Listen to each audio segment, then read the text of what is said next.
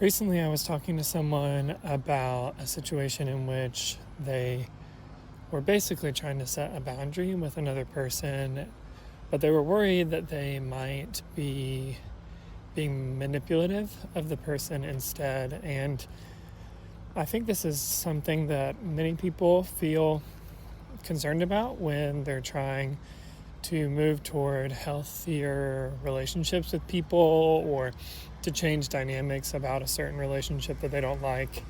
They don't want to take advantage of somebody or to try and manipulate them, because they know that that is not a healthy way to relate to people either. And I was explaining to this person that manipulation is when you're doing or not doing something, when you're giving or you're withholding something in order to get a response out of another person.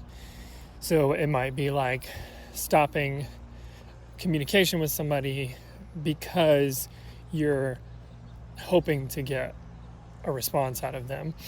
Or it might be giving somebody something because you're hoping that they will show up for some way for you in response, or that they'll feel guilty and feel like they owe something to you.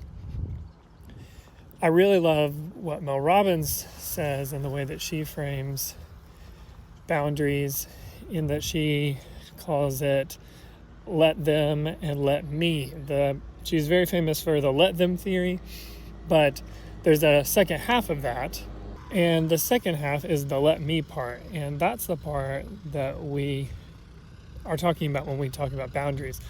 Let me, or the boundary setting, is making a decision proactively about what we are going to do, what behavior or what action we want to take in that relationship and in relationships in general. And that doesn't really have anything to do with how other people respond. So in this person's instance, it might have looked like deciding that they are not interested in communicating with people who don't reciprocate the communication. And that can be a decision that that person makes for all people. And it probably would relieve a lot of stress and frustration from the particular relationship that she was struggling with in that moment.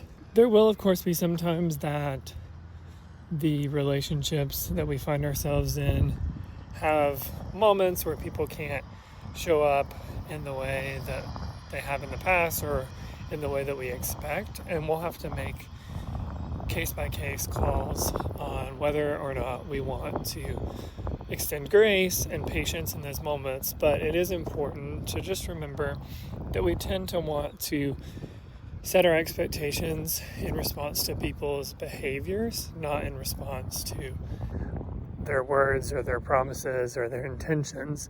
And so if we find that a certain person routinely is letting us down, routinely is disappointing us, then it might be worth reconsidering where our expectations and where our boundaries with that person are, and making adjustments as necessary. So boundaries and setting boundaries are mostly about deciding how we want to show up in the world, how we want to show up to our relationships with other people. They're not about manipulating people to get a response. And we do have to be aware and honest with ourselves about whether or not we are expecting a certain response from people when we set a boundary, and we might just need to deal with that on our own.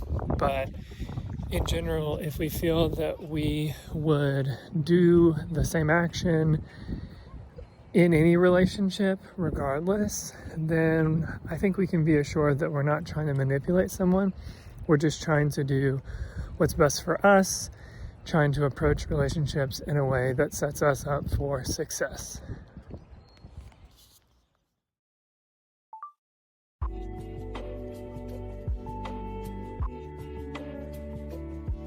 Thank you for listening to today's episode of Voice Memos from a Therapist. I'm Graham McBride, a licensed professional counselor associate, and I really appreciate you taking the time to listen. Make sure to subscribe so that you don't miss our next memo when it comes out, always on Monday mornings.